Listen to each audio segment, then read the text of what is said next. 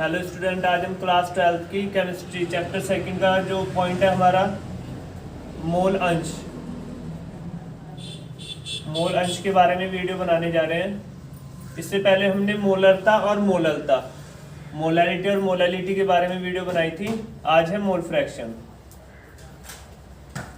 तो ये 3-4 पॉइंट काफ़ी इंपॉर्टेंट है जिसके बेस पे न्यूमेरिकल भी आते हैं। तो मोल अंश क्या होता है, पहले इसकी डेफिनेशन देखते हैं, उसके बाद इसके बेस पे एक न्यूमेरिकल करेंगे हम। तो इसकी डेफिनेशन क्या है, मोल अंश क्या होता है कि विलयन में किसी एक घटक के मोलों की संख्या तथा विलयन के कुल मोलों की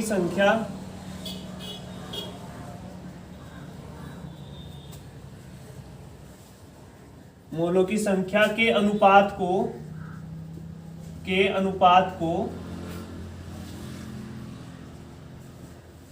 मोल अंश कहते हैं।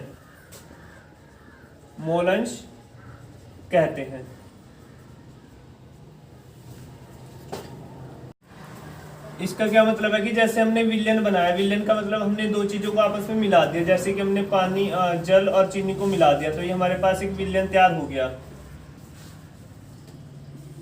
तो इसमें अगर हमें जल के मोलों की संख्या जल का मोल अंश निकालना हो या फिर चीनी का मोल अंश निकालना हो, तो इसमें एक चीज विलायक होती है, विलायक जो ज्यादा मात्रा में है, और एक चीज विलेय होती है, विलेय जो कम मात्रा में है।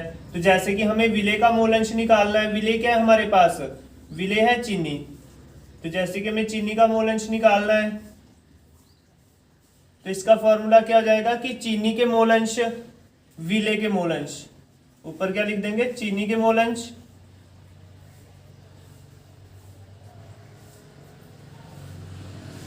अपॉन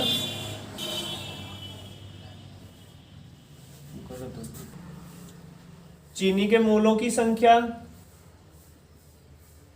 अपॉन कुल मोलों की संख्या।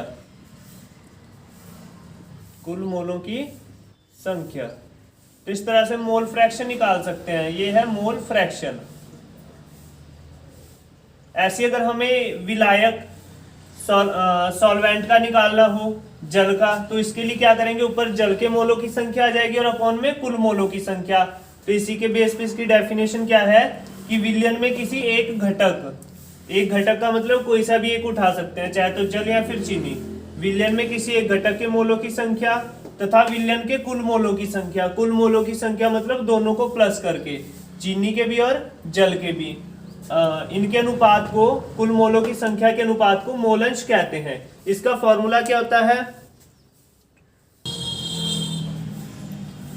मोल अंश का फॉर्मूला क्या रहता है, मोल अंश। इसे हम x से रिप्रेजेंट करते हैं। अगर हम विलेय को a मान लेते हैं और विलायक को b मान लेते हैं, तो हमें जैसे कि विलेय का मोल अंश निकालना है, विलेय का मोल अंश xa, यहाँ पे लिख देंगे a मतलब विलेय हो जाएगा। तो विलेय का मोल अंश xa, मोल अंश को, मोल फ्रैक्शन को x से जो है डिनोट करते हैं।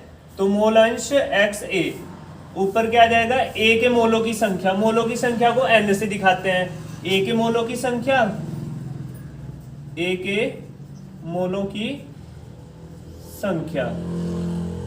और अपॉन में आ जाएगा कुल मोलों की संख्या।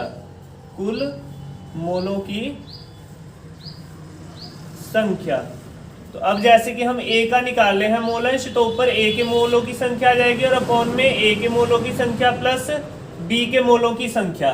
तो xa बराबर हो जाएगा na, n होता है मोलों की संख्या, और अपॉन में na प्लस nb। और ऐसे अगर हमें b का मोल अंश निकालना है तो इसे हम xb बोलेंगे।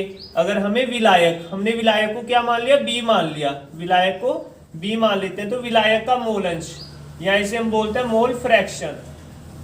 तो विलायक का मोल अंश xb, तो इसमें बस ऊपर चेंज होगा, nb हो जाएगा, b के मोलों की संख्या अपॉन में कुल मोलों की संख्या।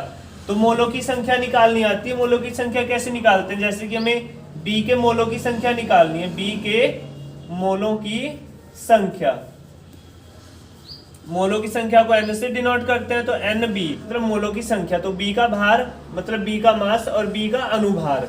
अनुभार होता है मोलर मास, जो कि इसके फॉर्मूले से हम निकाल सकते हैं। इसके लिए एक अलग वीडियो है, आप उसमें देख सकते हैं। और ऐसे अगर हमें ए के मोलों की संख्या निकालनी है तो सेम फॉर्मूला आ जाएगा, ए का भार अपॉन में ए का अनुभार।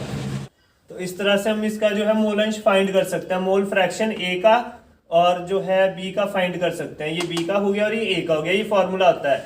एक्स क्या है यहाँ पे, मोल अंश, मोल फ्रैक्शन। अब इसी के बेस पे हम न्यूमेरिकल करेंगे। इस क्वेश्चन में क्या है कि 7.45 ग्राम KCl है हमारे पास। KCl को 100 ग्राम जल में घोला जाता है। तो यहाँ पे दो चीजें हमारे पास, ये विलेय हो गया, विलेय जो कम मात्रा में है, और ये जो जल है वो विलायक हो गया। विलयन में KCl का मोल अंश ज्ञात कीजिए।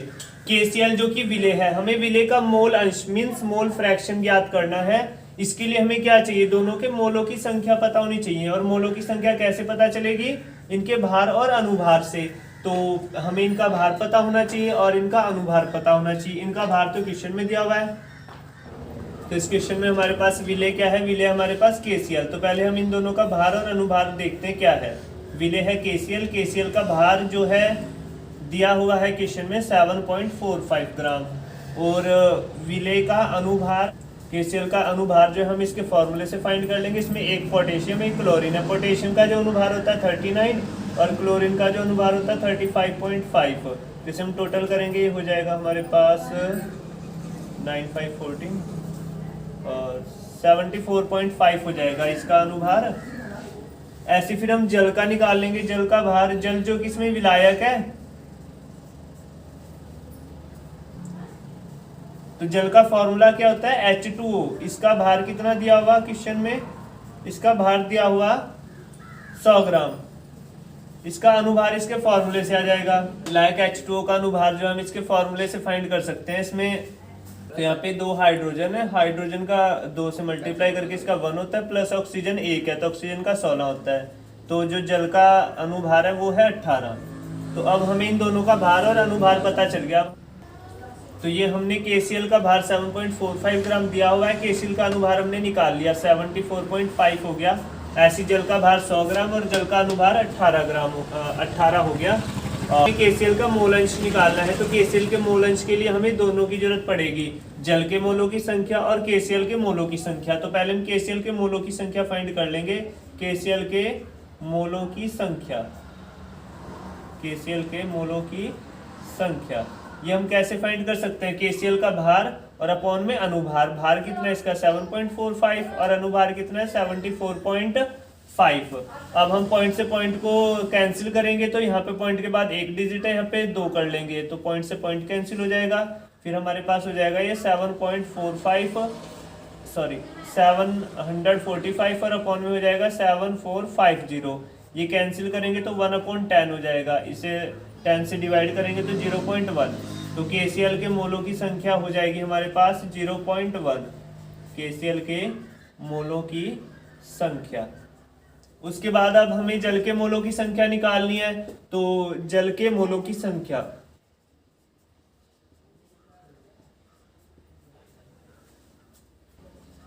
जल के मोलों की संख्या, तो इसका फॉर्मूला भी सेम ही रहेगा। मोलों की संख्या तो ये फॉर्मूला होता है भार और अनुभार। भार कितना है इसका 100 और अनुभार कितना है 18। तो जल के मोलों की संख्या आ जाएगी हमारे पास 5.56 के एस्टिमेट करके आ जाएगा। उसके बाद हमें निकालना है KCl का मोल अंश, या फिर इसे बोलते हैं हम मोल फ्रैक्शन। इसे x से हम जो है डिनोट करते हैं, x से रिप्रेजेंट करते हैं।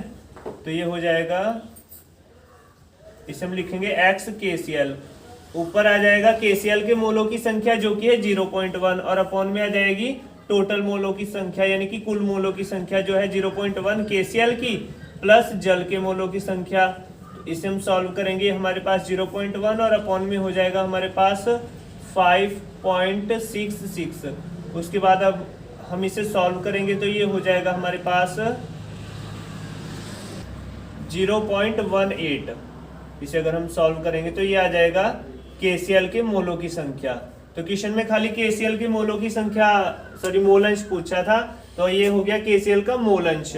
अगर हमें वाटर यानी कि जो इसमें विलायक है, जो जल है, अगर उसका भी हमें मोल अंश फाइंड करना हो, कई बार क्वेश्चन में आ जाता है, तो उसका जल का मोल अंश कैसे ज्ञात करेंगे। ऊपर जल के मोलों की संख्या आ जाएगी और अपॉन में टोटल आ जाएगी KCl के मोलों की संख्या प्लस जल के मोलों की संख्या।